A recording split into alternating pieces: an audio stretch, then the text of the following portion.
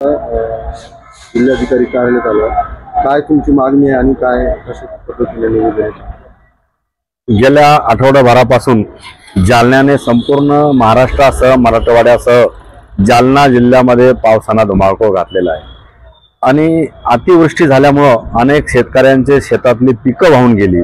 अनेक गावामधले छोटी मोठी पुलं वाहून गेली, रस्ते वाहून गेले आणि शेतकऱ्यांचं अतोनात नुकसान त्या ठिकाणी झालं.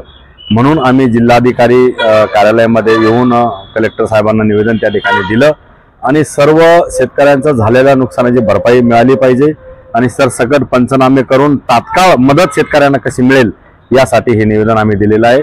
आणि गेल्या 2 दिवसापासून जालना शहरामध्ये सुद्धा आम्ही संपूर्ण शहराचा दौरा केला. प्रत्येक सखल भागामध्ये घरामध्ये जवळपास 3 फूट 4 फूट पाणी त्या घरामध्ये साचलं आणि अतोनात नुकसान म्हणजे घरातील अन्नधान्य, संसारोपयोगी भांडी कुंडी सर्व त्या ठिकाणी या पावसामुळे खराब झाली. काही ठिकाणी वाहून गेली. हनुमान घाट सारख्या ठिकाणी, खानसरी सारख्या ठिकाणी सर्व घरातील साहित्य वाहून गेलं.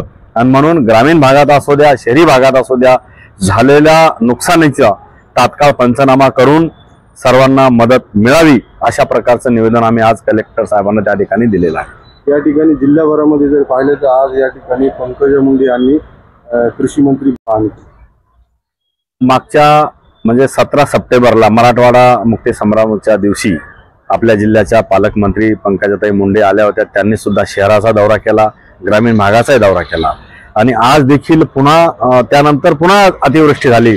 म्हणून आपल्या पालकमंत्री पंकजाताई मुंडे आल्या आणि त्यांनी जालना जिल्ह्यातील अनेक गावांना भेटी दिल्या आणि भेटी देऊन शेतकऱ्यांना दिलासा देण्याचा प्रयत्न केला आणि तात्काळ शासनाला त्या ठिकाणी आदेश दिले की लवकरात लवकर पंचनामे करा आणि शेतकऱ्यांना लवकर मदत कशी मिळेल यासाठी सर्व अधिकाऱ्यांनी बांधावर जाऊन पंचनामे करून त्यांना मदत द्यावी अशा प्रकारचा दौरा पंकजाताईचा सुद्धा या ठिकाणी झालेला आहे.